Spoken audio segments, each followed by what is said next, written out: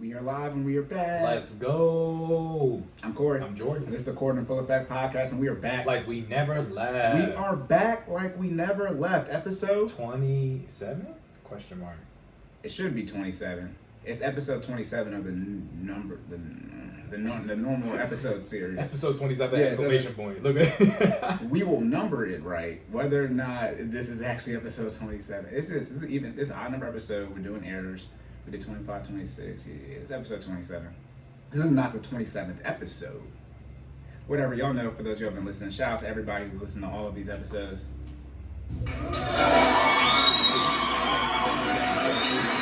And for all of you who haven't. That's bullshit! Okay. Alrighty. Alright. Did you? Yep. Before we get into the errors, for our first time listeners, we talk about Health and wealth or finances and fitness, or whatever you want to call it. and we try to make sure we Save more and say less. and keep making better your best. Yes. We took a month off, so that was definitely not how we do it. Yeah, but synergy is a little different, but it's okay. Also, too, so the time went back. So we're recording. This is the second latest thing we ever recorded. But 7:04. Y'all know the sun go down. As you know, what is it? Your what's your circadian clock? It's all off. It's all off. He said a word I don't know, y'all. I don't know nothing about Ceridia. I could be wrong. But it's Ain't that a Pokemon town with a gym league? No, Cerulean? No? Is that not the same thing? You're making me go back in All my right, brain. don't even I know what you're look. talking about. That's Viridian. Viridian. That's what Viridian. I was about to say. Ceridia. Look, he's going I was about to say, you're making me go in my brain. No, yeah, so it's whatever your internal clock is. Regardless. Okay, did you get any? Yeah. All right, did you get any feedback? I got a little feedback from an anonymous female listener, and it was on one of our podcast 5 episodes. Good. They were locked in. They liked the episode. They just thought, well, I'll clean up in the error section. Okay, we clean up in the error section? Yeah. Okay, do you want to go first? And then that's next. That's I was going to say, go ahead. You're all right. All right, so I got some errors this time, y'all. I mean, I'm trying to figure out how I was going to approach this all day. It don't even matter. Look, so for the podcast files episode 2, which is technically the episode before last, I think on terms of our release schedule. 2 episodes ago. Correct. So we were talking about one of the tweets was talking about whether your lady should fix her man a plate, and I think our views. I mean, I don't know how, because it sounds very respectful to me, but I guess it came off a little misogynistic to some of our listeners. And I mean, I'm going to just say, this is our podcast show. If you don't like it, don't listen. Like, I don't know what to tell you. But genuinely, we said how we felt about the tweet. Let me read what I actually wrote down here to make sure I capture all my points here. Oh yeah, so back exactly what I was saying. So our podcast is opinionated, so we can say what the heck we want, but we just want to make sure that it was not purely interpreted as misogynistic. The fixing of a plate is a tradition, right? It was brought up in the tweet and we responded accordingly, right? It's not something where we were just like, all women should be fixing men's plates everywhere. Like, it's a thing that's been around prior to us talking about it, right? So it's not like we're just like, again, I think even in the podcast, I was like, it's not indentured servitude, right? I think that was like one of the first things I said. Like, I didn't want y'all I didn't want our listeners, I don't want to say y'all, I don't want the listeners to take it as if we're just stepping on women's necks like they need to be, fixing plates all the time. We're not stepping on women's necks. Use a different metaphor. Look, Jesus Christ. I'm just stepping on women's necks. That's it. That's bad. That's violent. I mean, what you mean? Stepping on women's necks. I'm too short to step I said we're not. The key word is not before it. Is that not a good? You won't even put. Okay. Cory said I'm not doing a good job of cleaning it up. Well, this is already okay. Maybe we spoke. But did you read the rest of the statement? I said y'all be in y'all bag. I said be an adult and be able to have a conversation with contrasting opinions without labeling the other side. That's how I feel about it, right? Like we said what we said about the tweet. You know what I'm saying? I didn't think it was misogynistic. Let me put it this way. I apologize if you felt that way. But I'm not apologizing. Did your wife say this? Nah. I didn't think so. No. Let's be. This is your error section. Yeah. So okay, that was my first error. That's pretty much it. I'll ask you when we're done. And I'm not gonna answer. I purposefully did. Anyways. You're not gonna tell me at all. No. Anyways, second error. We're cleaning up, sir. This one's a small one. We were referring to different styles of dining in that same episode, podcast files episode 2. One of the styles of dining we were talking about when dishes are passed around, it's formally referred to as family style dining. I think we were trying to figure out the name when we were talking about what? When we were talking about different styles of dining. You were saying I'm used to the dishes being passed left and right. That's where so family style dining is technically when everybody's seated at the table and all the food is present at the table as well as the plates, and people pass the dishes to the left and to the right. So the formal terminology for that is family style dining. That's the small one. Last area to clean up. Again, also podcast files episode 2. I said I'm broke because I couldn't afford a Birkin bag, and I'm not going to speak that into existence in my life. Okay, I just don't believe in buying dumb stuff. So I refuse to accept that. And I'm speaking prosperity in my life. I'm successful, and I'm going I'm gonna have a lot of money and all that good stuff. Okay, I'm not broke, but that's my last area. All right, that's it. All right, so for this one, did they say we both sounded like that? You said what? For the first one, they said we both sounded misogynistic. Yeah, it was. Was it me? The general tone. That was. Oh, you said you're not going to tell me off air who said it? Yeah. What? It's protection of the listeners, bro. We want them to keep listening. I'm not going to attack them. I don't know, man. I'll talk to you when we're done pressing the record button, because I'm a guest till I see it on your face. You try. All right, let me, since this is Doc's directing me too, I'm not going to apologize like Jordan did. First, what did we say? It's not my time. Go ahead. Well, I'll go ahead. No, I was going to say, my apology was very well structured. I said I apologize if you felt that, it was misogynistic, but that was not the initial interpretation. Yeah. Also, too, you can say misogyny if you want. It was this is why we played the recording. It was a woman's point of view. So, I mean, a woman is different. I would give it to you if a man made the statement. We respond to a woman saying that she would fix her man a plate, and we really just echoed what she said, did we not? I'm talking on the tweet. Yeah. Yeah. So, I guess women can be misogynistic too, but it's like, that's why we played the recording. But, Jordan's protecting her. If he's narrowed down the list of who it could be.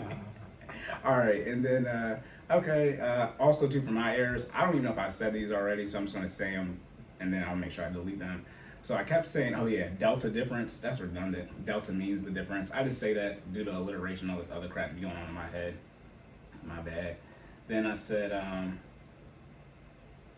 y'all be saying delta, and y'all think I'll be talking about flights. So that's why I say difference. Just for those of you who don't know what delta is, it's like a type of weird Greek symbol. It's a triangle. Yeah, and that means the difference. But then for those of you who don't know what it means, I say difference to define it, but then I say delta difference, which is redundant. I said I think y'all think I'll be talking about flights when I say delta. Then I said I put I said I put 30% down. I meant 30K. That was probably me talking about mortgages. Oh, then do more advertising. Yes. FinallyFit.live. Give Jordan and his wife money, fitness, and home training. Sideline Ventures. Check out Cory for his financial services. All right. Click the link on his social media page. It's Instagram. On the link tree. Yep. All right. Like I said, we ain't done this in a month, so we'll do it better for episode 28. All right. I was gonna say that was rusty. All right, we good? Whoever you are, Jordan has pissed me off. You already know I'm mad. You know I'm mad too. He's gonna be mad all episode. I remember the gorilla when we done just not even recording another one. This will be the last episode. All right. All right. So, locked and loaded. Do you have anything else? Nah, let's get to it. On to the fitness section. Let's go.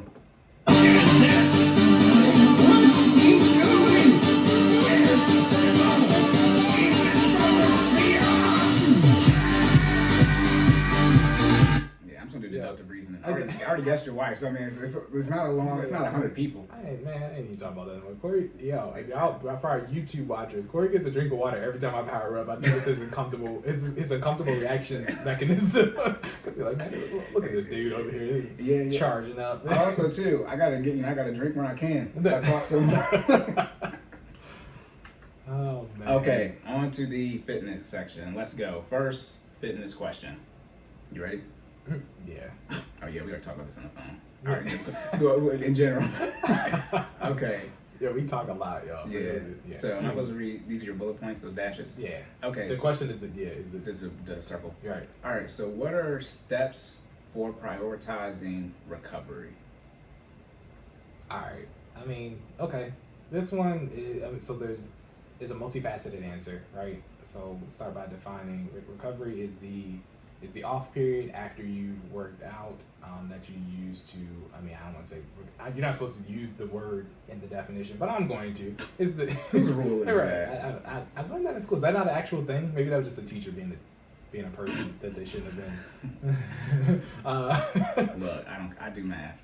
Okay. Anyways, yeah, it's the off period after workout in which you recover, right? So prioritizing recovery is important for muscle growth as well as longevity of your fitness journey. All right, and there are several sides to recovery. I think a lot of people, when they hear the word recovery, they just think of literally like rest, like physically just not working out.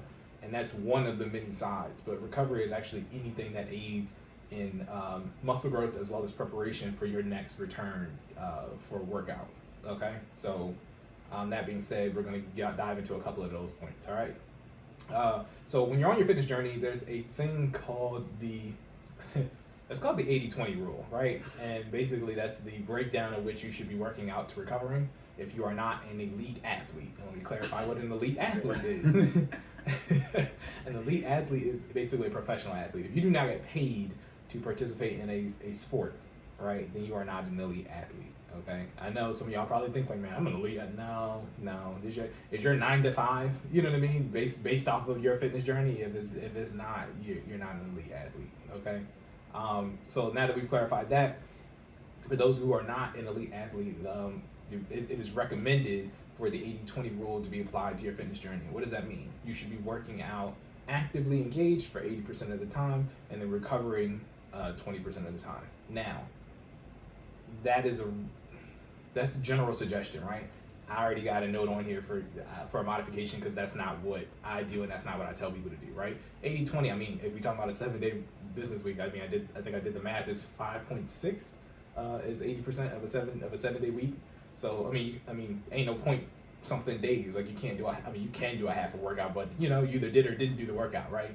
So that's 6 workouts a week, right? We're not working out 6 days a week. That's I mean, let me put it this way, you can, and if you are doing that, more power to you. I don't preach that, and I'm a certified trainer. I think I don't want to say it's unrealistic, but the toll that it takes on your body, if you're really giving all your maximum effort and having a really good workout, anything more than 5 days a week is a lot. You know what I mean? 6 days, but that 1 day of active recovery is like, it's, you know what I mean? You're really not giving your body the optimal time it needs for you to go back and give 110% effort on your next workout. So that being said, I recommend the 70-30 rule, which is, again, the same thing, just different ratios, right? So 70% actively working out throughout a 7-day week, 30% rest, right? So that means you would get 2 days of rest and 2 days of rest and 5 days of workout, okay?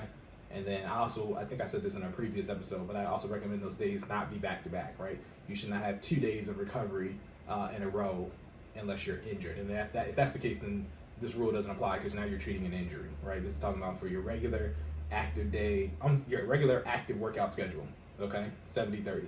So 5 days active, 2 days rest, and I would recommend splitting apart those 2 rest days, okay? For me personally, what that looks like for me is that's Monday through Thursday. I do split workouts what a split workout is, I know we've covered this in the previous episode before, but just for a refresher, it is targeting a specific muscle group each day or a specific set of muscle groups each day, so it can be more than one, but for the most part, it's usually one main muscle group, right? So like legs one day, so legs Monday, chest Tuesday, back Wednesday, shoulders Thursday, rest day, full body Friday, rest day. You know what I'm saying? I'm sorry, rest day was Friday, full body Saturday, rest day on Sunday, repeat. You know what I'm saying? So that's just the snapshot of what my workout schedule looks like, right? Remember I said you shouldn't have the recovery days back to back. Okay, getting back into recovery. So again, what's the most recognized facet of recovery, Corey? Yeah, I think I just said this out loud, but I mean, when you hear the word recovery, what do you think of? Rest, but like stretching, drinking water. No, that was it. Oh, just rest. Yeah, okay, he's good. I mean, that was a trick. It's not. It's straightforward, bro.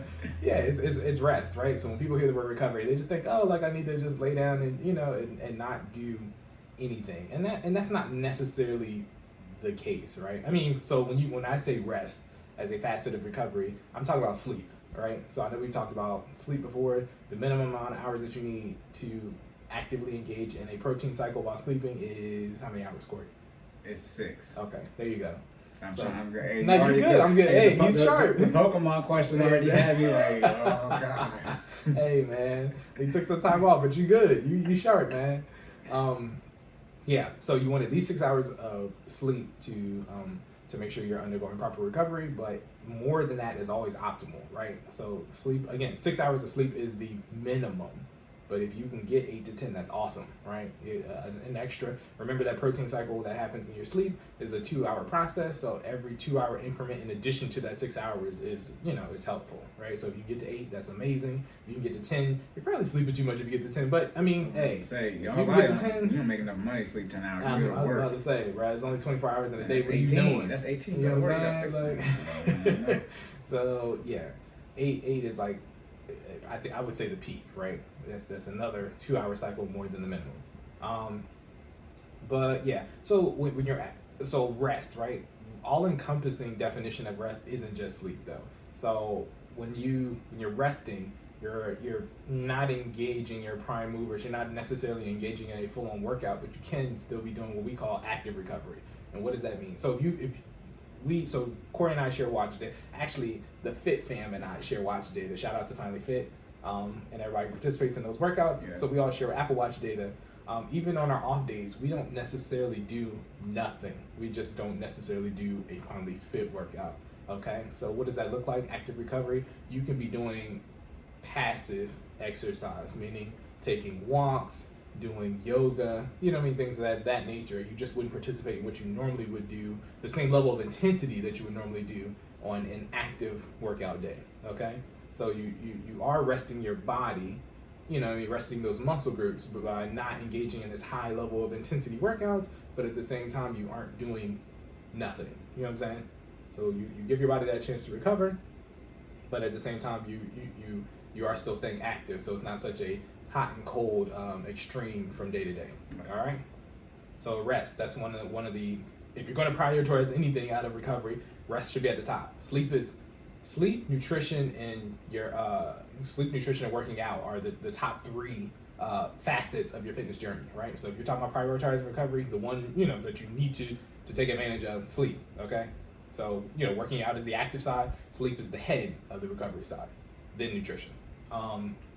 Okay, so moving on to the next one, massaging those targeted muscles after a workout. All right, so again, we're going hard throughout the week. We're crushing those different muscle groups. We're crushing our legs, we're crushing our back, crushing our chest, all on different days. What can you do to recover on your active recovery day? You can invest in I think I actually got one.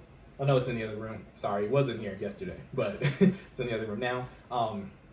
A Theragun. So literally you can go on Amazon, all right, and you can get, I'm always plugging Amazon. I'm a Prime guy. I don't know about you guys. I've gotten spoiled to this 2-day delivery, but you can go on the internet and purchase a Theragun, which is literally like one of those little handheld massage guns. And when I say they work wonders, at first I was kind of like, man, I don't need massages. Like I go hard, you know what I mean? Like I think there's some type of there's like a stigma with guys that we don't need these extra recovery techniques because we go hard in the paint when we work out, and it's like, man, you don't need all those extra massages and things of that nature. And it's like, pause. The hell I did. Exactly. First of all, the benefits they provide are miraculous, right? When you actually start using them, you'll be like, oh my gosh, I've been missing out on this whole time. But 2, if these high level, remember we talk about elite athletes, right? Do you know how much they estimated LeBron James spends on his body a year to recover? Yeah, so Russell Wilson. So again, we're talking about 2 of some of the most elite athletes in the world, right? If they spend $1 million on recovery, including, and I guarantee you, massages is a subset of that $1 million, right, on their body, why wouldn't you feel like you know what I mean? Like that's not necessary for your body, right? You got these people who are playing at a high level, you know what I mean, constantly. I mean, again, LeBron James, year 19, right? Almost got 2. Stupid. Hey, he almost got 2 decades in the game at this. You say, again, spending $1 million on his recovery. Now, you don't have $1 million, but you do have, if you're budgeting correctly, you do have a couple dollars to get you a Theragun. All right, you might not be able to get a whole masseuse team. You know what I mean? But it's. You say you don't have $1 million.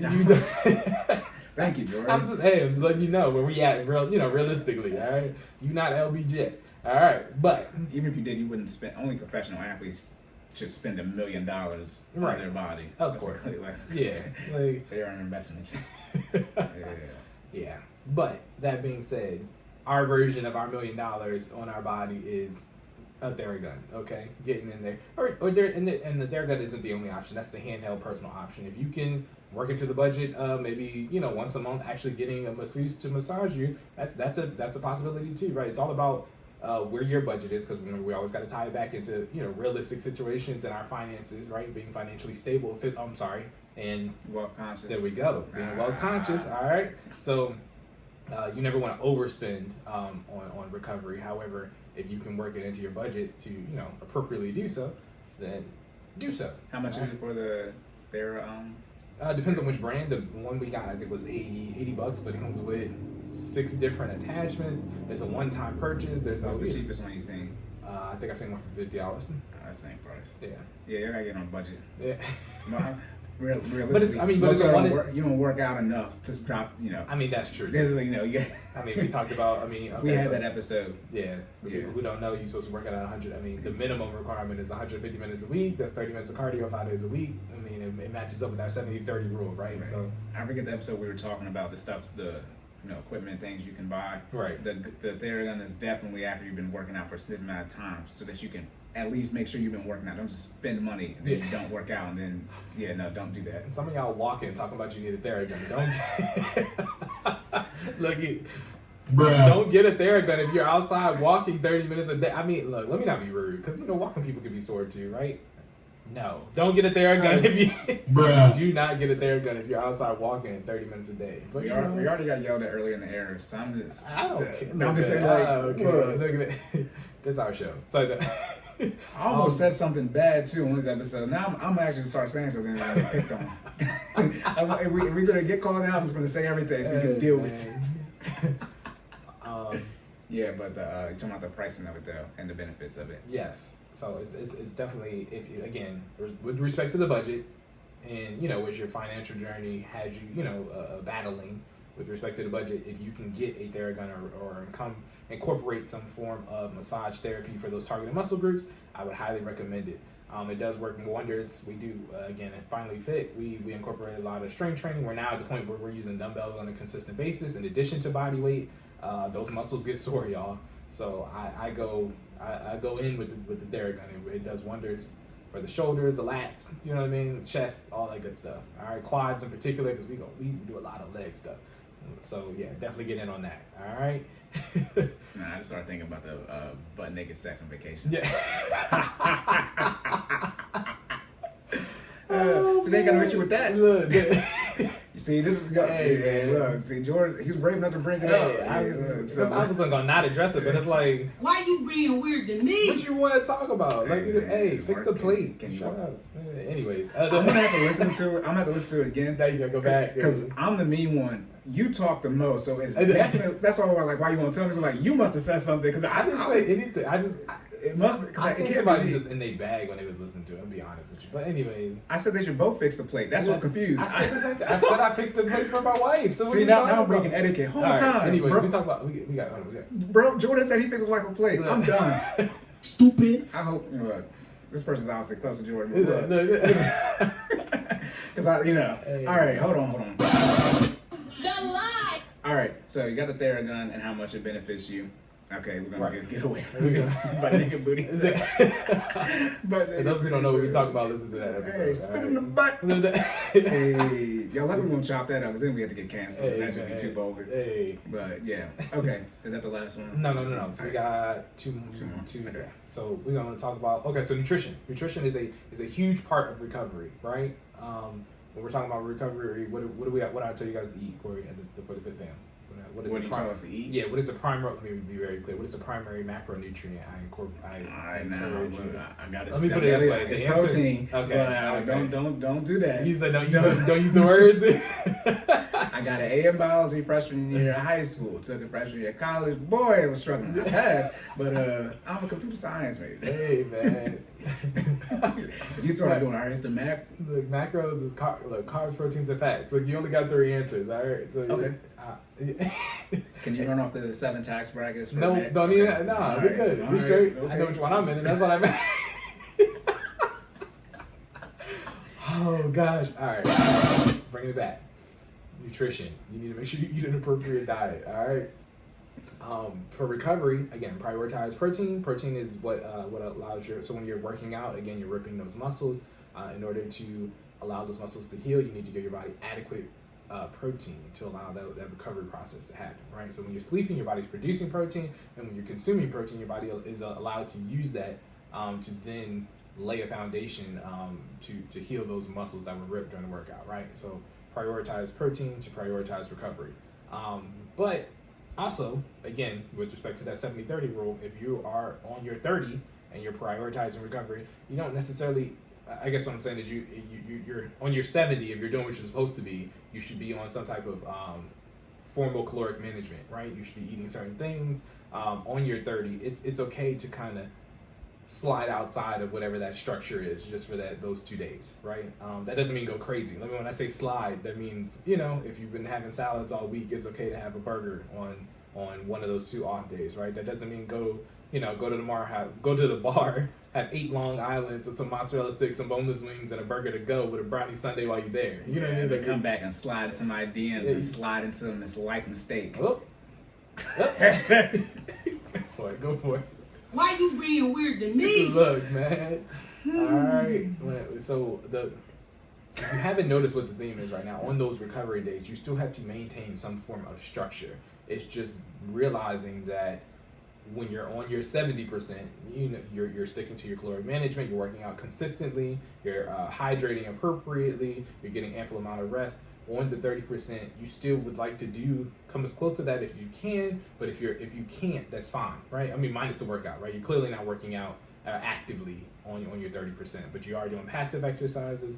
You do want to hydrate if you can, but if you do have some juice, it's fine. You do want to still do caloric management, but if you have something that you wouldn't have had on the 70%, that's fine as well. If you're getting 6 hours of sleep right on the dot instead of the 8 hours, that's fine. You see what I'm saying? On your 30%, you're able to slide outside of that structure, but slide being you're still one step within where you should be for the 70%, right? You're not, again, what we mentioned before, where you're eating all types of crazy things and not sleeping at all, or drinking, egregious amounts of alcohol, right? Last but not least, or I'm sorry, 2 more things. So you said 2, and I was like, my fault. I missed a bullet. Y'all know we can't do math. We cannot read. We can't count. I'm trying to help y'all prioritize recovery. Y'all don't rush me. So I wasn't rushing. I was just getting verification. Hey, man. Okay, so let me see. Let me make sure I said it. Self-myofascial release. All right. Okay, aka foam rolling. I was gonna ask you if you knew what that meant, but look, man, it's foam rolling. All right. So again, what does this go into? Stretching, back into the massaging the targeted muscle groups. Foam rolling is a little different because it's more structured in how you apply the pressure and where you're applying it to. But again, highly recommended if you're familiar with foam rolling. If not, they have plenty of YouTube videos that you can check out. If you really have questions about foam rolling, feel free to slide in my DMs. I'll walk y'all through some myofascial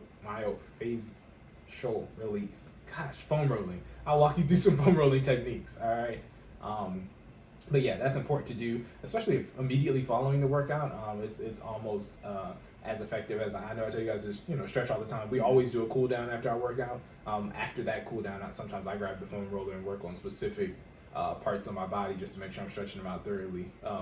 Just because we're getting older, right? Things start to, they tighten up a little bit more when you finally do calm down and stop working out, right? So the foam roller helps you loosen those up post-workout. Last but not least, heating, icing, and elevating, right? Key things that you've probably been using your entire life, especially if you've been an athlete up until this point, when you want to relieve tension in a muscle, you heat it. When you want to reduce swelling, you apply ice, and when you want to encourage circulation, you elevate. All right, so mix and match those accordingly to however you need to prioritize recovery in your body. Me particularly, I'm usually a heat person because my muscles get tight a lot. So we have heated blankets throughout the house. So I'll apply a heating pad, lay down after a shower, apply the heating pad, and usually elevate it at the same time just to make sure it's circulating while getting that heat going. All right. So those are all different ways that you can prioritize recovery. All right. And I will do the recap at the end of the episode. Okay. You still got, the next question, this one, that's pretty quick. These ones, because we went pretty over in the beginning. No, it's You good? Yeah, it's okay. Okay. All right. On to the Finance section. Let's go. Oh wait, my bad. Yes, it was. All right, now. Not that one. That's violence. Oh no, I was in like locked and loaded, like you're done. Oh. And now we're on to the finance section. Finance section. I said not that one. Oh, not that. I just said that. Yo. Bruh. Stupid. When you said not that one, I thought you meant when I did the locked and loaded. No. I got you, bro. This is why I'm here. This is why I'm the soundboard guy. It's all good.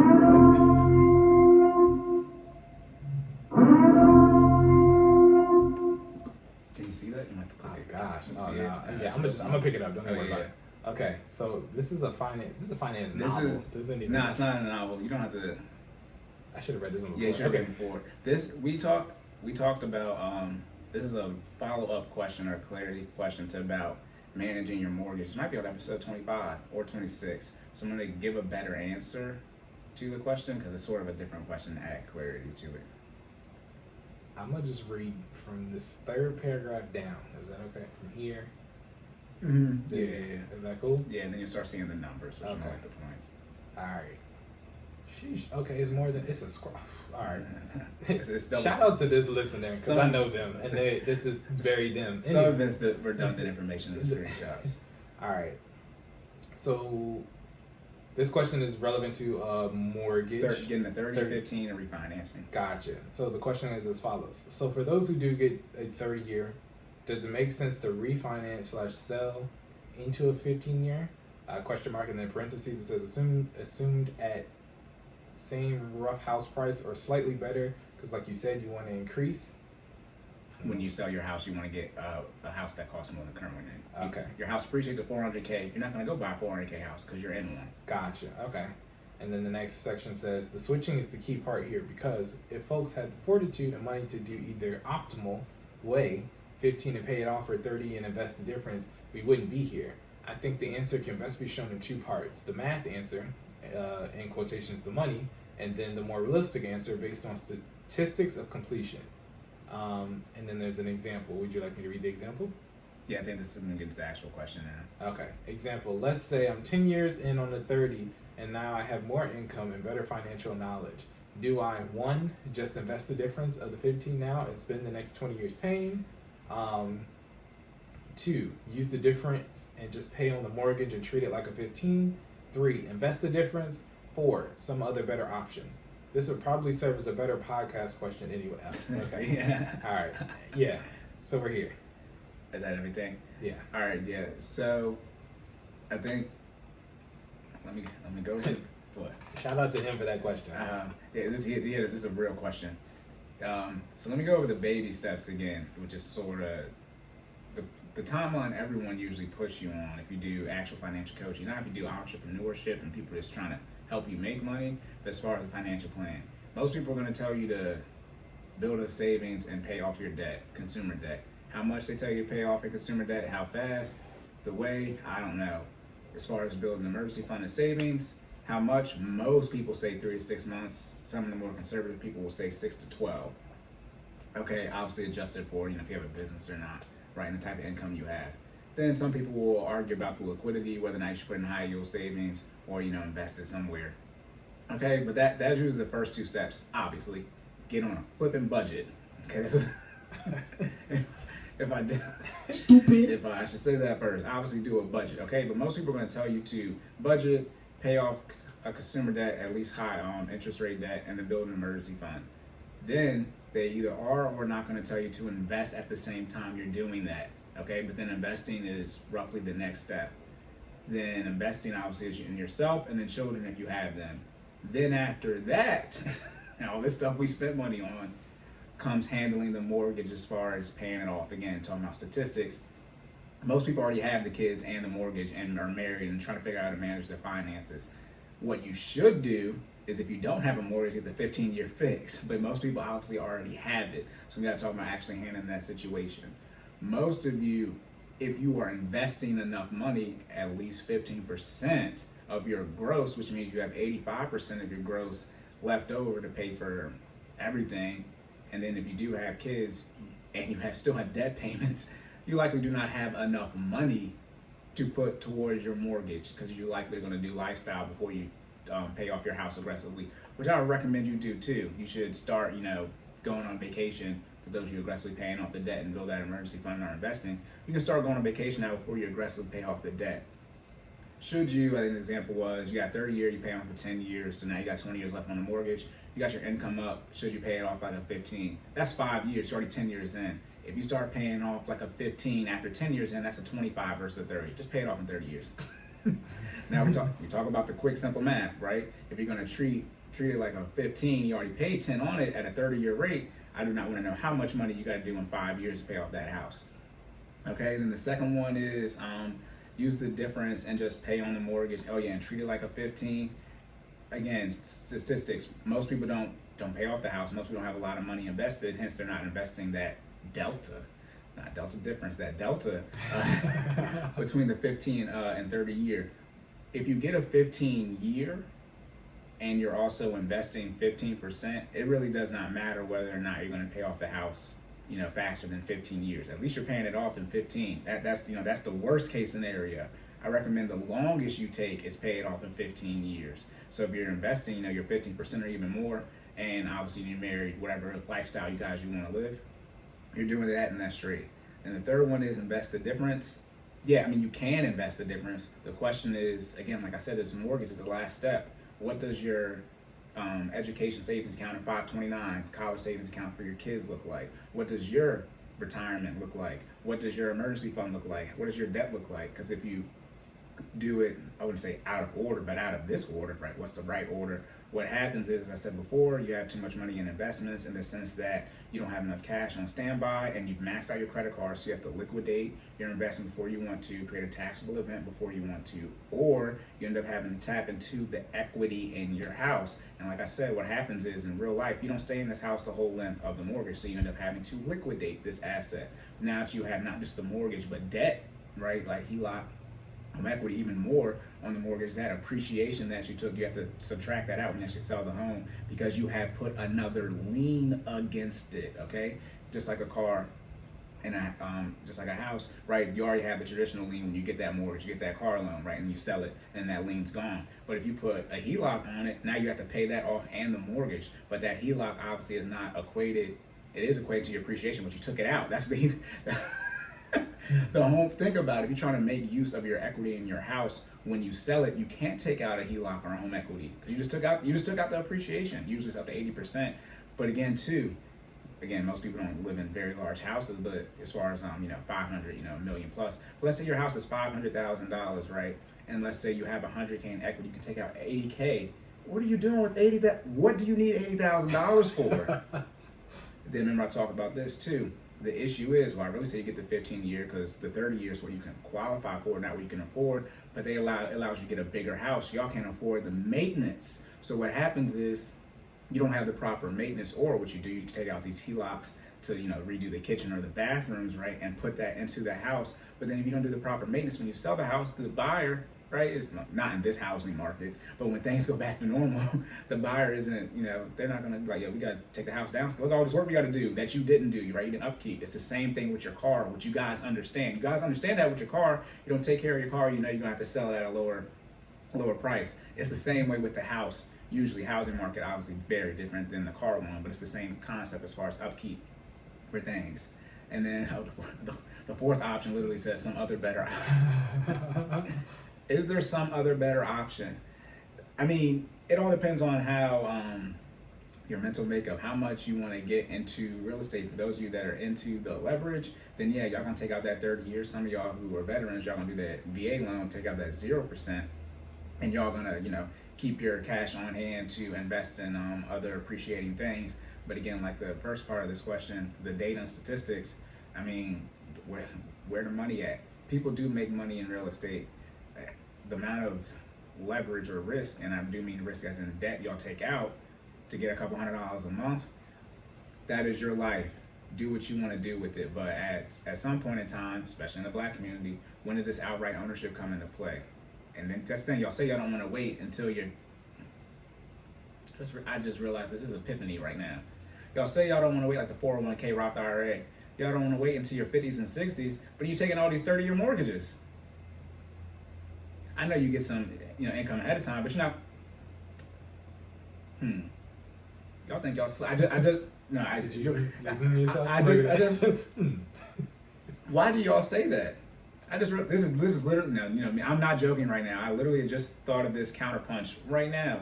Yeah, miss me with the 401k talk. You're trying to take all these 30-year mortgages. You're delaying the same thing. Or I have to think about that more. Maybe I'm missing something with that concept. Yeah. So again, if you already have the 30-year, right? As I said, how long do you want to have a mortgage, regardless if it's 30 years or not, right? If you've already been paying on it for 10 years, you got 20 years left. You want to pay it off in 15 years from your start date, or 15 years from now. Again, simple math. That's 25 years if you're going to do it from now, or it's going to be 5 years. You've already been paying off for 10. But also number two, and this is why y'all need to get on a plan. The longer you wait to pay it off at a 15-year pace, or whatever pace you want to pay it off of, even if you have a 15, you want to pay it off in 5.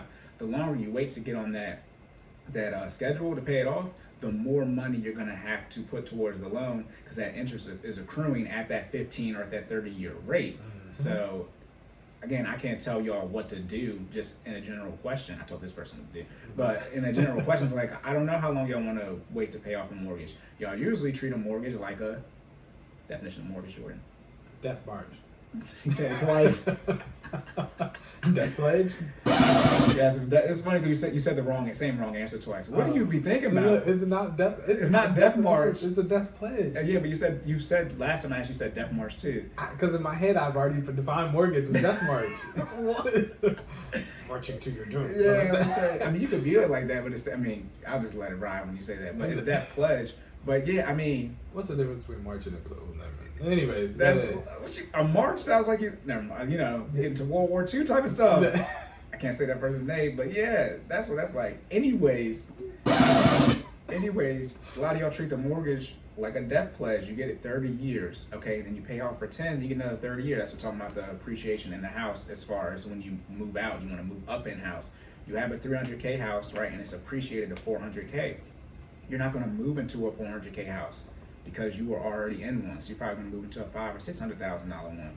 And essentially what you're going to do is say you have 200K in equity, right? And let's say, you got your mortgage payment on your $300,000 mortgage. You're going to take that 200K in equity, right? Sell the house for 4, get 200K in equity. And what you're going to do is get what? Another 30-year, $300,000 mortgage, because they're going to sell it to you and getting the loan is, your payment's going to be the same. Or, we give you a little bit lower interest rate.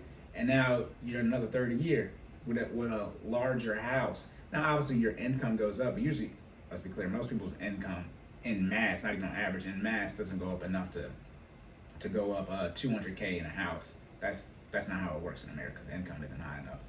So, I got $200,000, Corey. We talking about when you saw the house? Mm-hmm. Yeah, you homeless too, fool. I thought you were trying to make a point. Are you joking? Yeah, you did. Yeah. I was like, okay, you homeless. Yeah, and then also too, a lot of people get caught up with this. You do this usually when you're selling the house, but you make it contingent on the sale of your home. It's a lot financially. It's how you got to put into work, but it's a lot easier to buy another house when you don't need to sell your current house to get the other one. That's a whole other different type of bag talk. But there are plenty of people. Or how about this? Not that you have to move, but you got to move. Let's say I've got 4 kids. You're supposed to have 2, then it's been 3 years, now you got 2 more, right? So, all right, and so your 3-bedroom is not you could work it with 3 kids, get a little small one, but your 3-bedroom's not going to work out. So now you got to get this other house. That isn't a very big financial decision, but it's an emotional one now, and it's that's a lot to manage. So yeah, I wouldn't.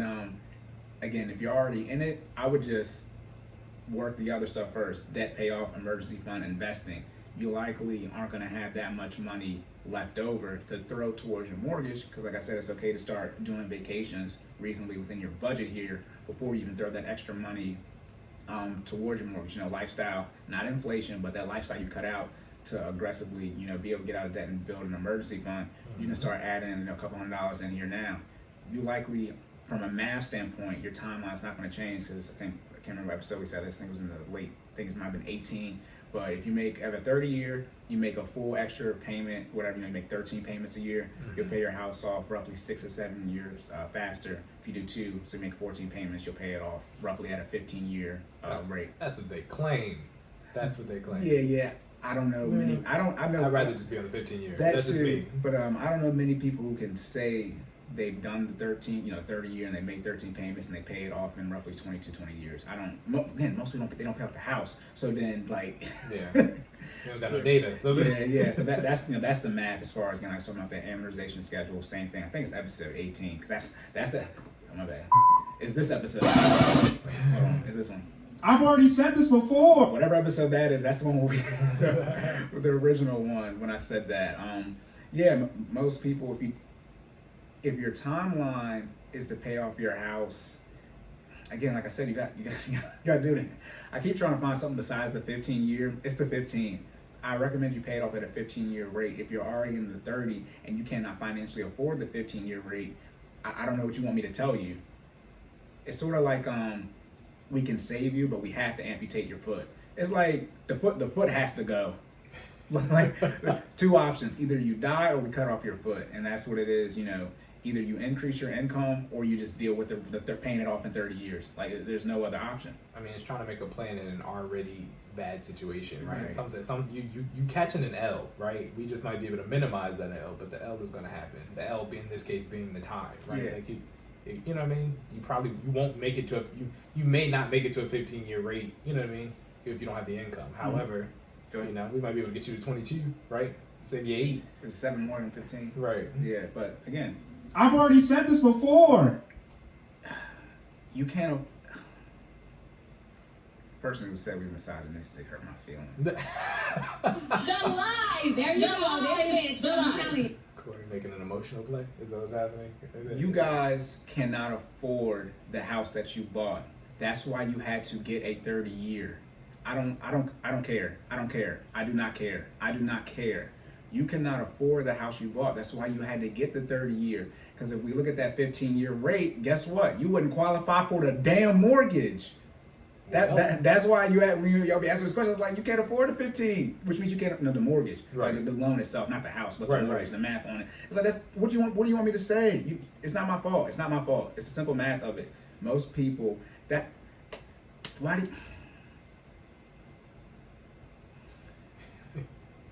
again, the bank will make more money if you pay a 30-year than a 15-year. So they're gonna make their money on their interest.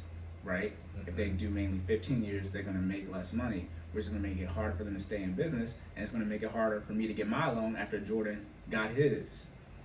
This is not, now I'm giving y'all clients, now I'm giving y'all paid for information. Hey. This is the stuff, we're talking about economics. I told you it's banking, it's financing and accounting, and then it's economics. We don't get into economics because that's the variable part. Hey, y'all better write down 47 minutes and 40 seconds, okay? Go ahead, Cory. No, you're good. That's the variable part, economics. Y'all don't understand how the economy overall, but that particular part of the economy is set up. Again, the banks mainly make money. Obviously, you make a deposit and they loan out your money. They make more, but they make most of their money from the interest that you pay them. So why wouldn't they want you to pay them, right, or be in debt servitude to them as long as possible? And then, like I said, if I want to get a loan, right, I need Jordan to pay as much money as possible because that interest he's paying, that turns around, not directly, that turns around, and that's how I'm able to get my loan. Right.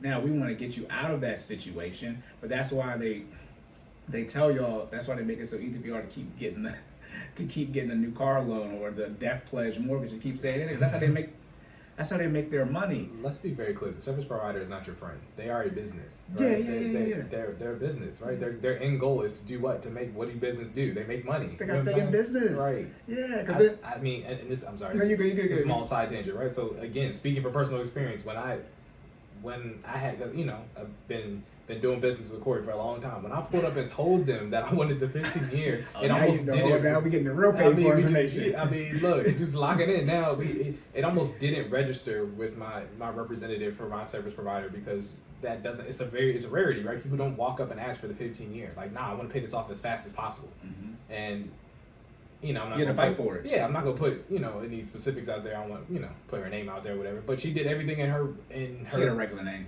Yeah. She had a regular name. Yeah. She did. I mean, it's a billionaire, this person's name yeah. out there. But I mean, she did everything in her salesman bag to make sure to try to get me out of the 15-year. Well, you can just do a 30 and pay the same thing Cory was saying. You can pay that extra payment, or if you really want to, you can pay an extra two payments and treat like a 50. Or I could just get the 15-year person I'm dealing with, okay? Or stop. Again, it's a sales tactic, right? I think.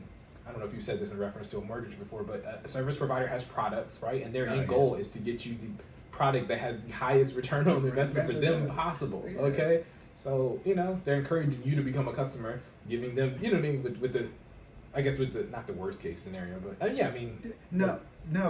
the highest return on investment. Let's just keep it that way. Just like you said, I think I said this before, I might have said it on here, but when I paid off my car, because, during COVID, still COVID, but, in Maryland at least, they weren't able to get cars, it's not technically imported, but they weren't able to get cars across state lines, so they couldn't get any new cars. So they called me to buy my car, and guess what the first thing he told me was, as far as his flow chart from a sales standpoint?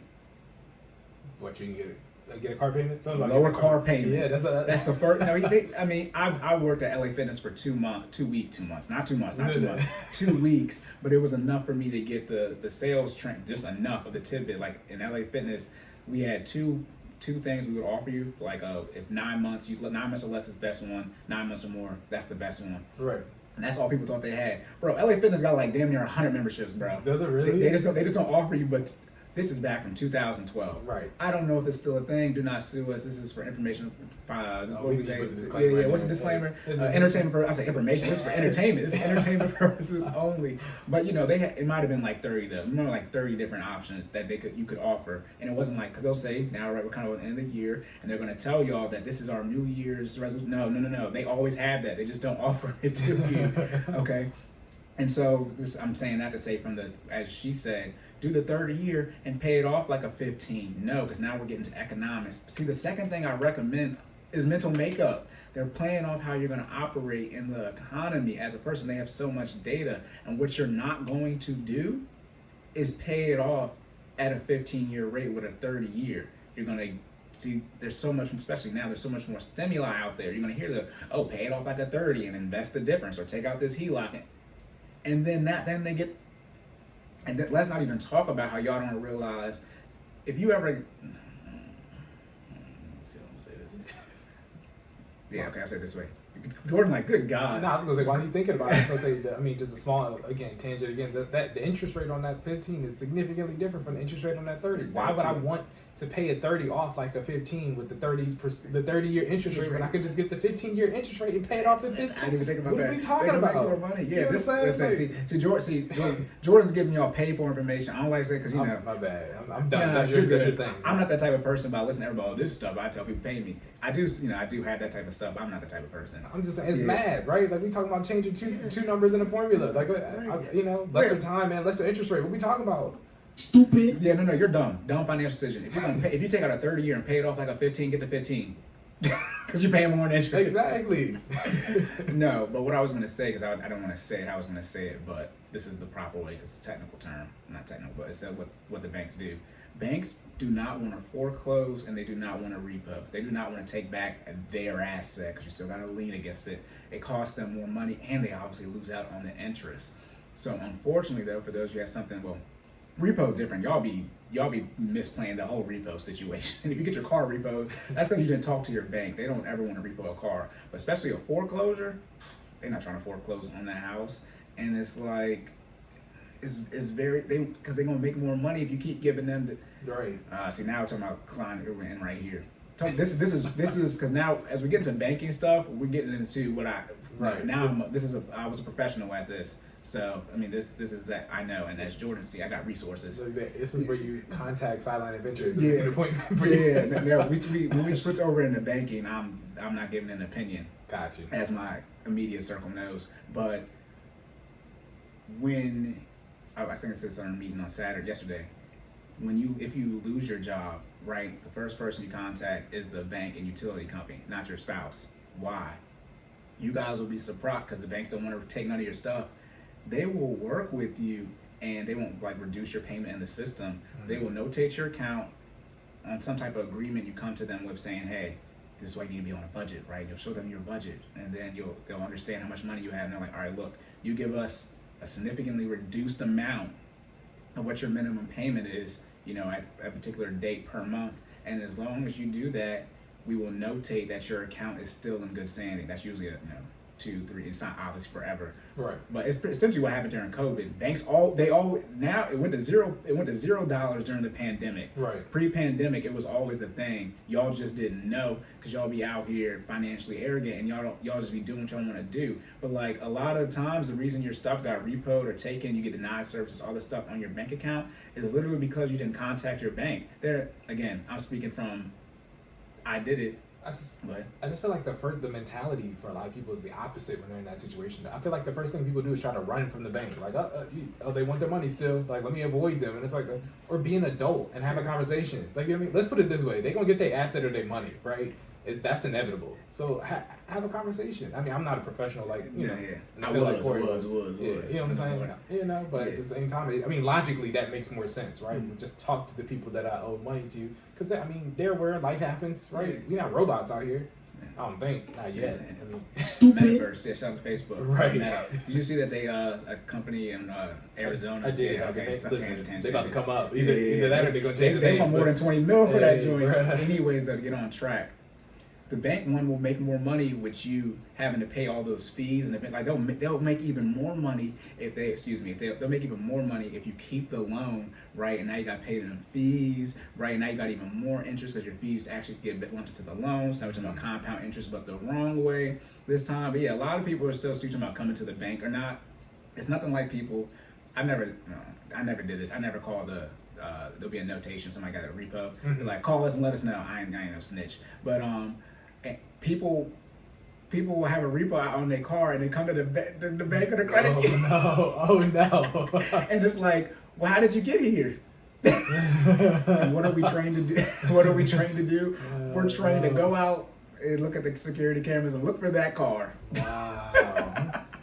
That's how stupid some people are. They will come. You can go. It's different. It's not. It's say you got your loan at Bank of America, go to Wells Fargo. Right. Some of these fools will go to Bank of America with the repo out in their car, and they don't have the car there, but some do, Right. and that's what we're trying to do.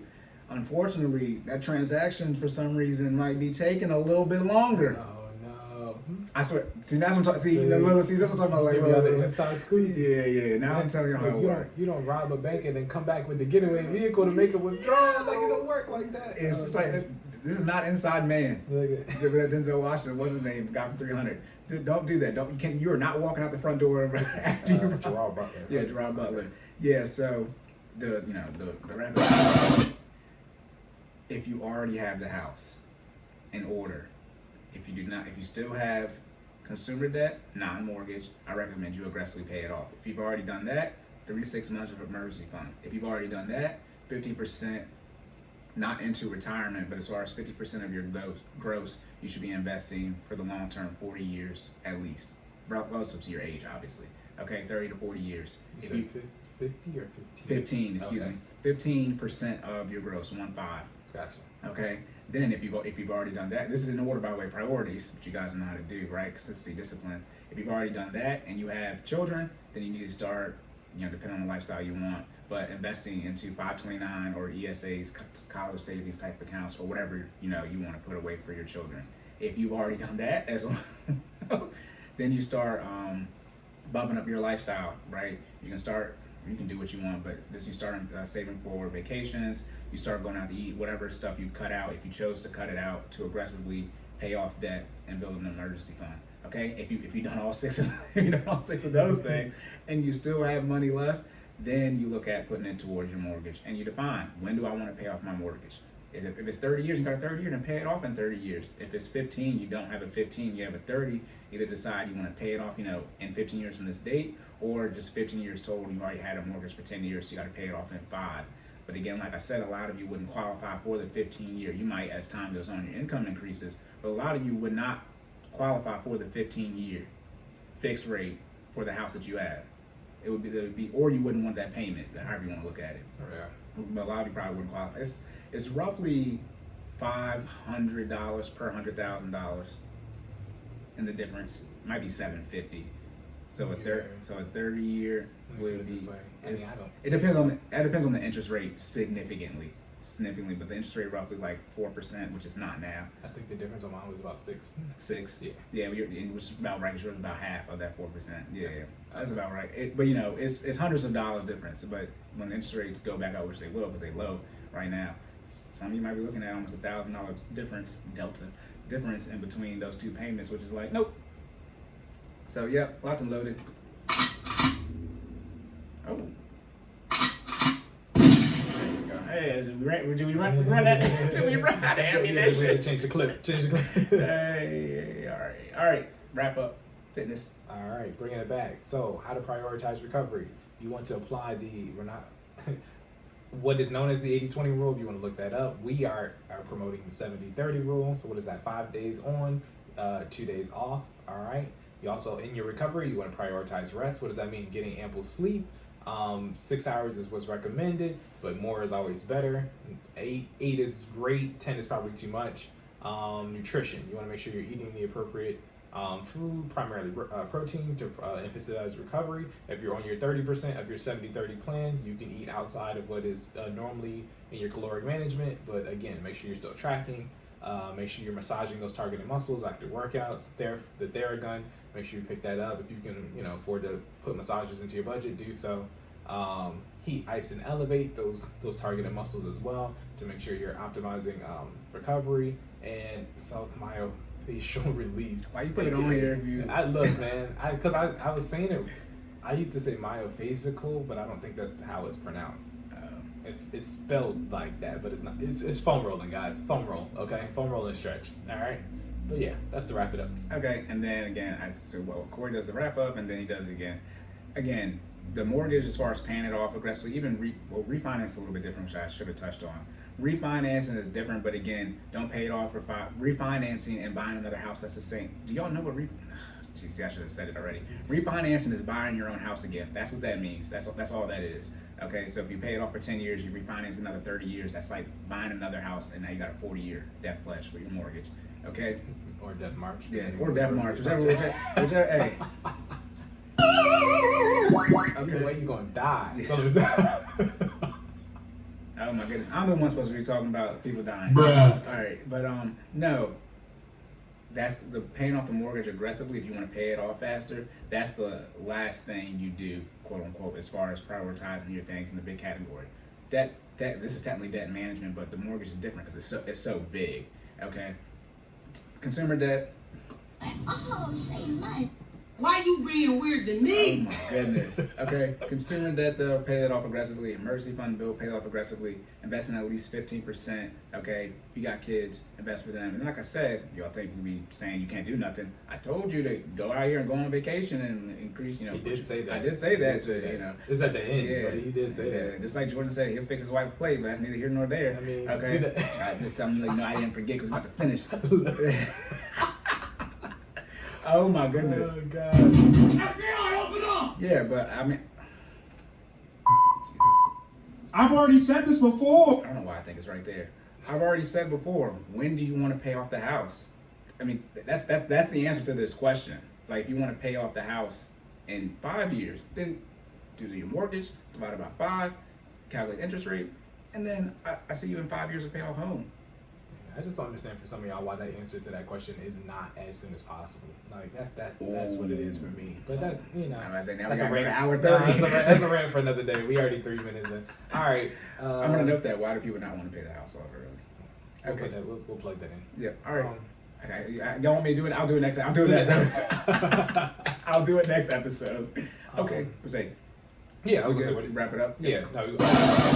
If you watch this video and you have not liked, share, subscribe, okay? We need you to do so right now, all right? Yes. So please, look, I got the please hands up, please, okay? Run our Praying numbers hands up. emoji, Yeah, all right? I'll slip it. Run the numbers up on YouTube, okay? We appreciate that. Yeah. Anything else I'm getting? No, let's say normally you always forget. It's all good. I'm on it this time. I appreciate it. Yep, problem. that's it. Okay. Okay. Shameless plug. Oh. So. All right, Cory, where can people find you at? You can follow me at sideline_Cory. That is on Twitter, Instagram, TikTok. You can follow Jordan at Stop Stalling J. That's StopStallingJay on everything. business page. Business page is FinallyFit, FinallyFit06, FINALLFIT06 on IG, YouTube, and Facebook. And then you can subscribe to us on YouTube at Cordan in Full Effect. Our email is Cordan in 2 N's back to back, then fe@gmail.com. On the YouTube channel, we'll have all the information we said in the show notes. FinallyFit.live. How much is the monthly subscription? Monthly subscription is $60, but you get a lot for that $60 when you get that work in. Yep, two in-person workouts a week. You say it's your stuff. I got you. So two virtual workouts in a week. You also get the weekly challenges. You get a monthly check-in with yours truly. That we make goals and make sure you're on track for those milestones to hit those goals. All right. So come check us out. Yep, and if you miss the classes, you get access to the Google Drive. Yes. Okay. All classes are recorded, so you can always run it back. And then Sideline Adventures for me. Please, Sideline Adventures. Where can they find your Sideline Adventures information? Linktree on Instagram and Twitter. I don't know if you can do that on TikTok, like make a Linktree. So if it's not there, I don't work for TikTok. Okay. Anyways, though, $20 an hour for a meeting, or you can do $50 a month, which will give you a max of I gotta remember how to say anything. You can get 1 hour meeting a week. There we go. Per month. It's worth it, ladies and gentlemen. It's very, very cheap. Invest in your future. Yeah. The monthly one is fixed when you buy it, so as long as there's no lapse in payment, you will not have the price increase. However, the weekly one is subject to change. However, I feel like feeling per month. Hey, I never changed it yet, though. I ain't even mad at you, man. I'm gonna say this too. I'm helping people. I only got but so many people I'm about to help till I have to raise the price. So I'm gonna be clear. I'm right with you. Hey, 2022, I'm certified now. It's a new bag out here. Anyways, but we digress. It's okay. I'm not trying. This is how people market themselves. But like, look, if you see that price is double what it is now, you should have got in when be early. And honestly, I really encourage you guys to talk to Cory. Like, I know we're out here, promoting ourselves, but I will say that's one return on investment I do not regret. I mean, look at where we at. You know what I mean? Just from a lifestyle progression standpoint, right? Mindset progression standpoint, it's the value that you get for the money that you would pay to set up. To get the ball rolling is definitely worth it. Oh yeah, $50 is egregious. Y'all lucky. Yeah. Y'all lucky I don't need that. I don't need the money. That's why it's so low. So you heard him say it, right? That means he's genuinely trying to help, right? Yeah, he has to charge you something, right? Yeah, I do. Yeah, I've experienced now some of my clients. We're gonna end, guys. You can stop, but done. But some people, they pay for other things, services, and they're a couple months in or whatever. And they're like, this isn't, I'm not gonna use this or whatever. I want. I'm okay with helping like 5 people a year, and then people graduate away from me and go somewhere else because I want that long-term sustainability. I'm not trying to make I've been thinking about increasing marketing and stuff. I'm not trying to help a whole bunch of people and have this replace my income. Yeah. Priority-wise, first, that's second priority. Okay. The first priority is to make sure y'all actually have success with your finances. Again, like I said, which all my clients will attest to, none of them are on that's what I should do. I should get all my clients, I need some testimonials so y'all can see what I say on here, just general information. But when you get a monthly subscription or even an hourly meeting, I will create you a financial plan. The best promotion is to get somebody else to be able to do it for you. You know what I'm saying? Yeah. But okay, that's it. We just doing. We said we was gonna do advertising. So honestly, we don't care. Right. We don't care. We're supposed to do them at the beginning too. Okay. All right, Jeff. Anything else? No, sir. All right. Go. All right. So remember to save more and say less, and keep making better your best. And we will catch y'all in the next one.